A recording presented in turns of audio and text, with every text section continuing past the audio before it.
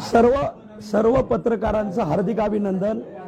एक मिनिट, तुम्ही जे आज सर्व महत्त्वाच्या निर्णयाला वाचा फोडताय त्याबद्दल तुमचं अभिनंदन। मूळ विषय या सप्ताहाचा हिशोब हा मूळ विषय आहे, तर त्या संदर्भात आपल्याला जे प्रश्न विचारायचे आणि आम्हाला जी माहिती आम्ही ती तुम्हाला एकदम क्लिअर करणार। जे हिशोब तपासायला जी मंडळी होती ते सगळी इथं आहेत, आज सगळ्यांची रक्कम आहे, तर सगळी मंडळी व्यवस्थित बोलतील। जे हिशोब तपासायला होते त्यांना हिशोबाचं विचारायचं, ज्यांना सांस्कृतिक कार्यक्रमच पाहिजे त्यांना संस्कृतीचं विचारायचं। असे सगळ्या रिंगणवाले पुढे या जरा, राजू पाटील, हा हा बस बस बस तेच तेच हा हा, तुम्ही रिंगणमध्ये या जरा, हा बर करायचं का सुरुवात?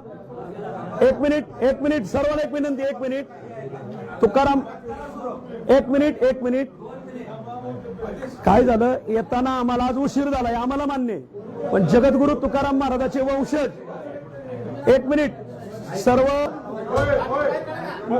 परिषद सुरू होण्याच्या अगोदर सगळ्यांना विनंती आहे, पहिल्यांदा बाबा निवेदन देतील, माऊली निवेदन म्हणजे या पत्रकार परिषदेचं प्रास्ताविक माऊली करतील, त्याच्यानंतर पत्रकार मित्र प्रश्न विचारतील, मध्ये कुणीही बोलणार नाही, आणि ज्या वेळेला बाईट द्यायचा विषय येईल त्यावेळेला ज्याला बाईट द्यायची आहे आणि ज्याची बाईट घ्यायची आहे हा स्वतंत्र विषय पत्रकारांचा असेल, त्याच्यामध्ये आता मध्ये कुणी करायचं नाही, आणि जर कुणी मध्ये विनाकारण विक्षेप करण्याचा प्रयत्न केला न सांगता बाहेर जायचं, बसून घ्या म्हणा, बाहेर ढकलून घालायची वेळ आणायची नाही, हे आपल्याला हात जोडून विनंती आहे। सर्वांना एक विनंती आहे, कुणी धक्काबुक्की करायची नाही। एक सर्वात महत्वाची गोष्ट, पत्रकार उभे राहतील आणि हिशोबातली माणसं उभे राहतील, बाकीच्यांनी बसून घ्या, बाकीचे बसून घ्या, पत्रकार बंधू आणि आयोजक मंडळी जेवढी महाराज मंडळी ते उभे राहतील, बाकीचे बसून घ्या, सगळे बसून घ्या, बाकीची मंडळी सगळ्यांना ऑनलाईन पाहायला भेटणारच आहे।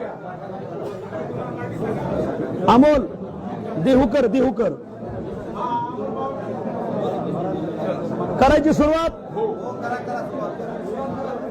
रामकृष्णारी करायची सुरुवात। पुंडलिक वरदा हरी विठ्ठल श्री ज्ञानदेव पंढरीनाथ माऊली ज्ञानेश्वर जगद्गुरु तुकाराम महाराज की जय। रामकृष्णारी, मी ज्ञानेश्वर विठ्ठल कदम आळंदी देवाची आपल्या वारकरी संप्रदायामध्ये 2025 आणि 2026 या 2 सालामध्ये सकल संतांचा महोत्सव म्हणून हे वर्ष प्रसिद्धीला आलं।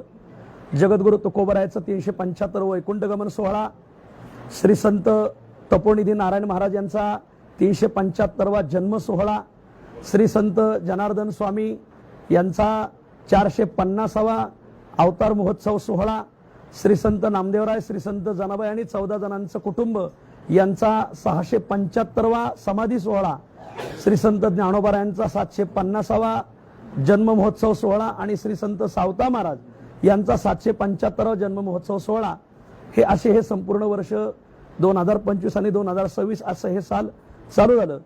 आम्ही आतापर्यंत महाराष्ट्राला भक्ती लागावी, महाराष्ट्राला वारकरी संप्रदायाचं मूलभूत स्वरूप माहिती व्हावं, वारकरी चाली कशा म्हणतात, वारकरी कीर्तन परंपरा कशी आहे, सांप्रदायिक जे आचार विचार संपन्न कीर्तनकार आहेत यांना कसं समाजापुढे उभं करायचं, ते आजही ते त्यांच्या पायावर उभे आहेत, पण मोठ्या माध्यमाच्या रूपातून तळागाळापर्यंत वारकरी संप्रदाय जावा, तळागाळापर्यंत वारकरी संप्रदायाची परंपरा माहिती व्हावी, हे ज्ञान 700 वर्ष मोगलांच्या तलवारीखाली आणि 150 वर्ष ब्रिटिशांच्या बंदुकीखाली समाजाला आतापर्यंत आधार देत आलेलं आहे।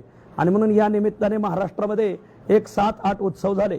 प्रथम उत्सव झाला नाशिक जिल्ह्यात, दुसरा उत्सव झाला सासवडला, तिसरा उत्सव झाला भंडाऱ्याच्या पायथ्याला, चौथा उत्सव झाला सिद्धटेकला, 5वा उत्सव झाला अकोळनेरला, 6वा उत्सव झाला ओतूरला, असे हे 6 उत्सव, आणि त्यातला हा 7वा उत्सव आहे लातूरकरांचा। तर मागील जे 6 उत्सव झाले या 6ही उत्सवांचं ट्रस्ट, रजिस्ट्रेशन नंबर आणि त्याचा सर्व व्यवहार आतापर्यंत सगळा ऑनलाईन झालेला आहे। त्या उत्सवाच्या काल्याच्या कीर्तनात सगळे उरलेले रकमेचा सगळा निधी तो तिथंच ट्रस्टकडे जमा झालेला आहे। आतापर्यंत हे जे 6 उत्सव झाले या 6ही उत्सवामध्ये आम्ही संपन्न होतो, स्थानिक मंडळीचं ट्रस्ट करून त्या ट्रस्टमध्ये मी नाही, माझा कोणी पाहुणा नाही, आणि मग त्या ट्रस्ट मंडळीने तो रक्कम उभी करायची त्या स्थानिक भागातून आणि उत्सव संपन्न करायचा आणि उरलेली रक्कम त्याच ट्रस्टने कुठं मार्गी लावायची. तर आम्ही आमच्या सहाई उत्सवामध्ये माझ्या खर्चीने आलो आणि माझ्याच खर्चीने गेलो. माझ्या नावावर या सहाई उत्सवामध्ये 1 रुपयाही निघत नाही, उलट माझीच देणगी त्या ट्रस्टला आलेली आहे.